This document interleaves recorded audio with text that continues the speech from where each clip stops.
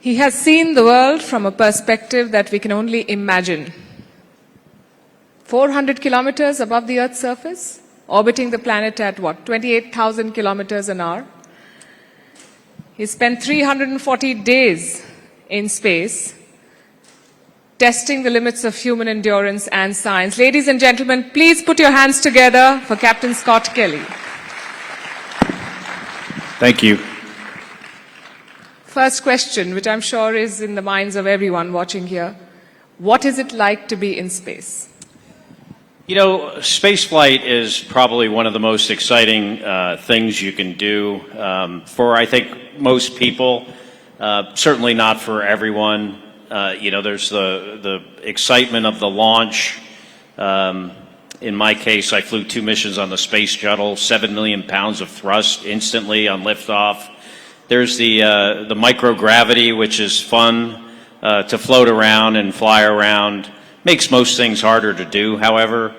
Certainly the view of the Earth is absolutely spectacular. Coming back is also amazing, you know, returning to this wonderful planet that we have. But what I like the most about flying in space is that it's a really, really hard and challenging thing to do. Probably one of the most challenging things you can do. A job that has immense risk, but likewise much reward. And to be able to do it with an incredible group of people, your colleagues that you fly in space with, people on the ground, I think for me, the challenge and the team that you get to do it with is the best part about it, however.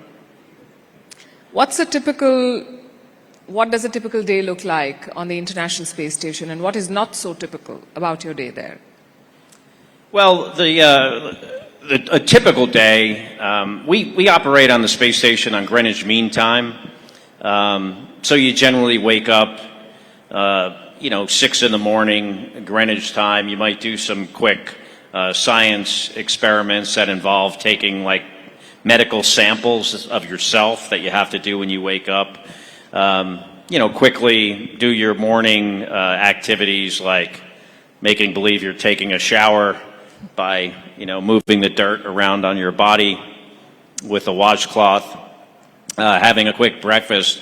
And then the next 12 hours is a combination of doing science experiments, doing general maintenance, kind of like things you would do in your home just to keep it operating, and then fixing the hardware that may break, that's unexpected.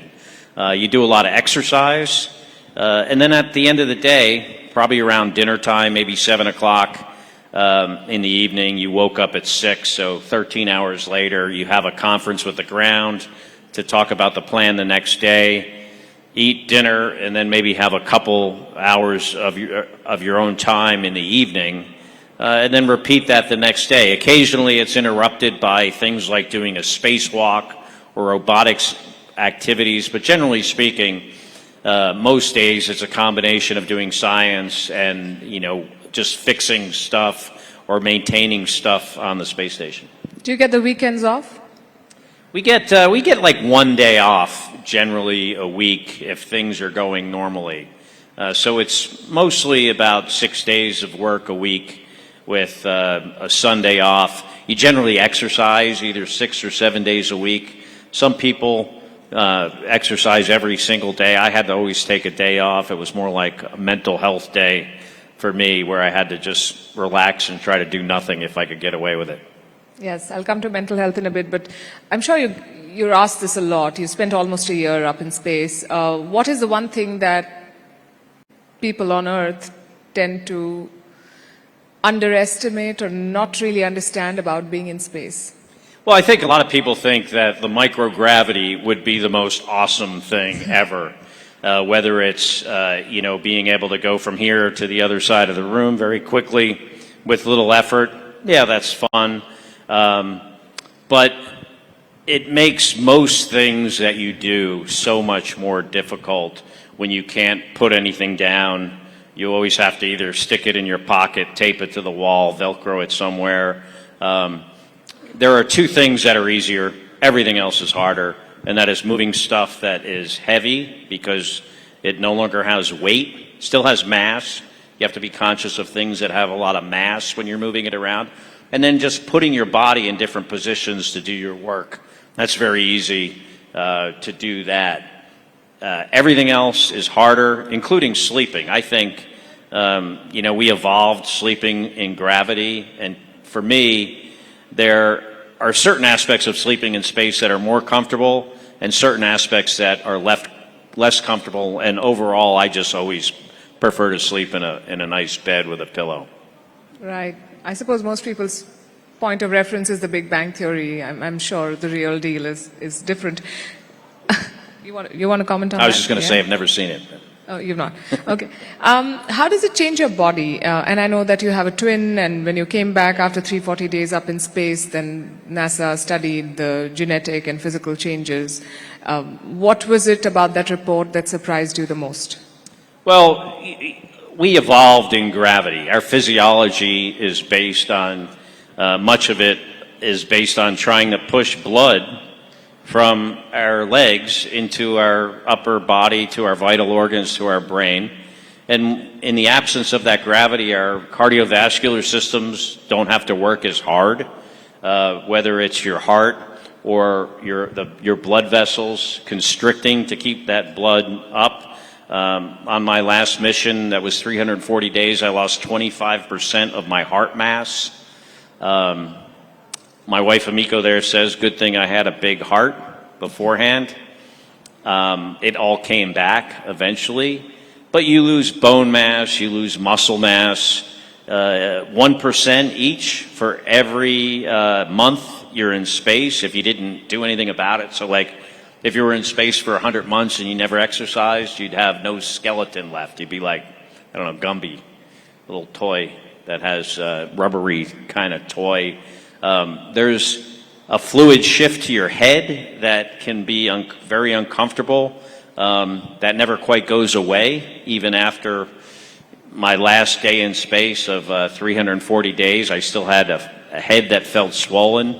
That pressure affects your vision. We have astronauts that have vision problems. You may notice if you see my brother, he doesn't wear glasses. He doesn't have a vision correction that he needs because, he's only flown in space for like 50 days compared to my 500.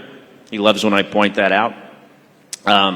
So there are those effects. There's effects of radiation. In space, we get anywhere from 10 to 20 chest X-ray equivalent of radiation every day in space, and that has effects on our genetics, whether it's gene expression, turning different genes on or off. There was actually an experiment. My brother is also a former astronaut, my twin brother, and we had this comparative study between the two of us comparing our genetics, and there was an experiment on our telomeres. And our telomeres are the ends of our chromosomes. And as we age, they get smaller and frayed. It's really an indication of our physical age. And the hypothesis of this experiment was that me in space, the stress, maybe the radiation, things that they don't know, my telomeres would have certainly got older or smaller or more damaged compared to his, but they actually got better. And NASA was really surprised about this. When you have an experiment and the hypothesis is the exact opposite from the results, that's quite surprising. You're trying basically to prove the hypothesis. And it was the opposite. Mine got better compared to his. Initially, we thought it was due to the controlled diet and the exercise. But about 6 months after I got home, NASA learned that the Japanese Space Agency had a telomere experiment going on at the same time I was on the space station with these little worms, and their telomeres got better too, just like mine did. And I never once saw those guys working out on the treadmill or doing any kind of exercise. So there was more to it than that. And we actually learned that radiation can exercise your telomeres in a good direction. May have some other negative effects, but at least your telomeres are getting better. That's very interesting. And these are all tangible changes then one can measure. What about the psychological toll that it takes to be up there? How do you deal with the isolation? Well, I think everyone handles the isolation differently in some respect. Now, most astronauts are very highly vetted, even psychologically. When I was interviewing to become an astronaut, they gave us written psychological exams. You meet with psychologists, psychiatrists. Leading up to a mission, you may have meetings with two psychologists, two psychiatrists at the same time leading up to the flight. In the flight, you have every 2 weeks, you'll have a conference call with them. So NASA and our international partners obviously take mental health really seriously, which is important. And I wish the rest of the world would consider mental health just as important as our physical health, because our brain is the most complex thing the human brain that's ever existed, and there's this stigma around that. But NASA takes that very, very seriously. So everyone handles this a little bit different. But for me, on my last mission in particular, it was actually easier to be in space for 340 days than it was for my 150-day mission. And the reason it's because one of the reasons I was there for a long time was to be there for a long time. It was part of my mission objective. So my point is, when you are expecting something, and that is how it turns out, when it meets your expectations, when you're prepared for it, it can sometimes be easier than maybe something that you might perceive to be like being sent for 8 days and being there for 9 months. Yeah, exactly. I think that takes a whole different level of mental toughness. We've seen the case with Sunita Williams and Butch Wilmore. That mission was supposed to last only for 8 days, and a lot has been said about it, even in the political circles. Who do you think is to blame for this? U.S. President Trump and Elon Musk say that it's the Biden administration that must take responsibility for what was obviously a big fiasco. Well, we build spacecraft. Any country that's going to build a spacecraft needs to fly it for the first time on a test flight. And when you're testing something for the first time, you expect things to go wrong. And in the case of this Boeing spacecraft that Butch and Sunny launched on, it had some serious issues. NASA decided that it was safer to bring that spacecraft home without the two crew members on it. So that's what they did. They returned it. As soon as they had another spacecraft up there that Butch and Sunny could return on in the event of an emergency. And that was decided in August, that in September they would launch a SpaceX, which thankfully we have 2 vehicles, and SpaceX has, so far been pretty reliable. But they launched the SpaceX in September with 2 crew members on board, where they normally have 4. And they did that so there would be room for Butch and Sunny.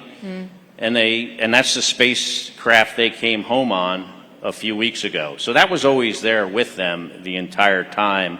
And the decision to bring them home on that spacecraft was made last August. Let's switch gears, and you've openly spoken about your early academic struggles. So what was the turning point? How did a boy who struggled academically end up in NASA and become an astronaut? I think one word, and it's inspiration. And I think inspiration is important, because all kids are motivated differently. I was this young kid that had trouble in school. I wanted to do well. I would always show up the first day of school and think, I'm going to turn this whole situation around. I'm going to become a straight A student. And by day 3, I was 3 days behind in homework and thinking about the next year. I graduated in the bottom half of my high school class. I went to college because that's what everyone was doing, or at least my friends were, so I thought I should go to college also. So I went to the only college that I got into. I applied to a few, got into one. At the time, wasn't a great school. Still struggling, not doing well. Eventually, I'm not even going to class.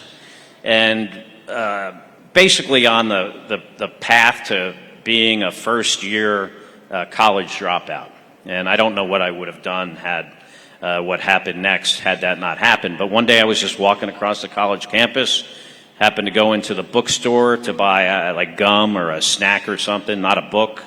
Was not a big reader, but I saw this book on the end of the shelf, and it was had this really cool cover, cool title. Picked it up, looked at it, read the back, and the book was The Right Stuff by Tom Wolfe. And I took my gum money, bought that book, read it. It took me about 3 days. I was very proud. I had finally read a whole book, and but I recognized that in the pages of that book, there were these fighter pilots that became the test pilots, that became the original Mercury, Gemini, and Apollo astronauts. And I felt like I had something very much in common with them, with one exception, and that is I couldn't pay attention and do my homework. And I didn't do well in school. But if I thought, if I could only become a good student, you know, maybe I could graduate from college someday, maybe I could go on and you know, be a pilot in the Navy. Maybe if not the Navy, maybe the Air Force. Generally easier. I know that doesn't translate well here, but, you know, military guys in the U.S. laugh at that joke. You know, maybe become an astronaut someday. And, you know, you think 18-year-old kid reads book, decides he or she's going to become an astronaut. That's a giant leap. But really for me, in retrospect, what it was a foundation and a bunch of much more smaller, manageable steps built on that foundation that would have never started without the inspiration I found from a book. And I think it's important to recognize that all kids are different and they need to find their own inspiration wherever they can. What an extraordinary story. And let us show our audience here some pictures from the time you landed. I don't think that's not me, though. That's not you? No. I wish it was. Oh, those are the pictures. Can you see them? These are yours. Yeah. This is you, right? Yeah, that's me looking at the cupola of the International Space Station. That's day one of a year in space.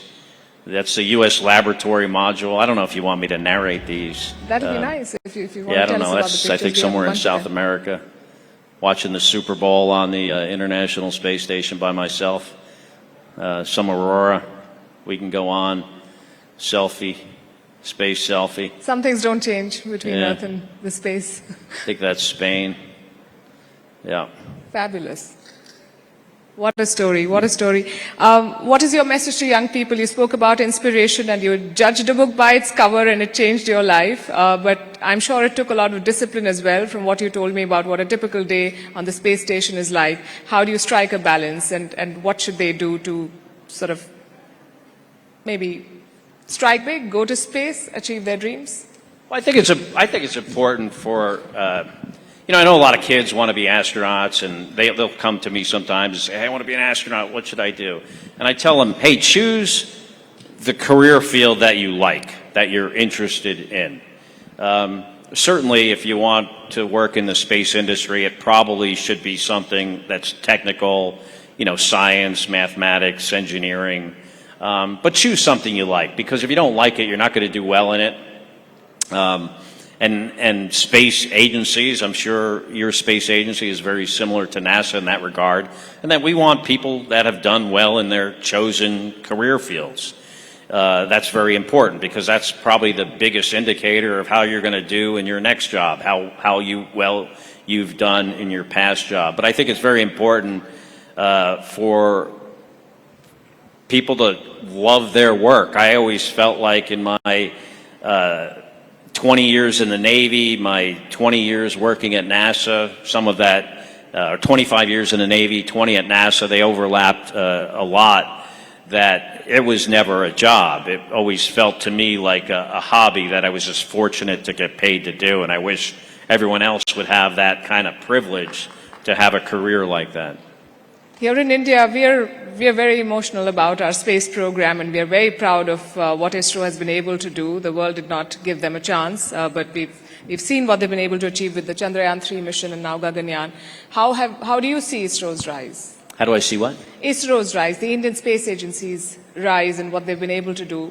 I think it's, over the you years. mean Indian Space Agency. I think it's very exciting. I mean, landing on the South Pole of the moon. I've met, recently we had our every other year astronaut reunion in Houston. I got to meet a couple of the Indian astronauts that are training there, particularly the guy, I guess, who's going to fly the first mission on the Indian rocket. Very professional, very excited. I think you have a great future. You definitely have the technology to be successful and the talent to be successful. Like what I mentioned earlier, my brother, who's it's kind of ironic that he used to say this years ago. You know, as an example, going to Mars, it's not about rocket science. It's about political science. Because we really have the technology we need. We know what we need to do it. What we need is the public support to elect officials that believe in the mission, that believe in science, so they can provide the funds to get there. So, yeah, I think as long as your country is excited about it and supports it, you'll be will be successful. Captain Scott Kelly, thank you very much for your words of inspiration and for sharing your fabulous story with our audience here. Thank you. Thank you. My pleasure. Thank you.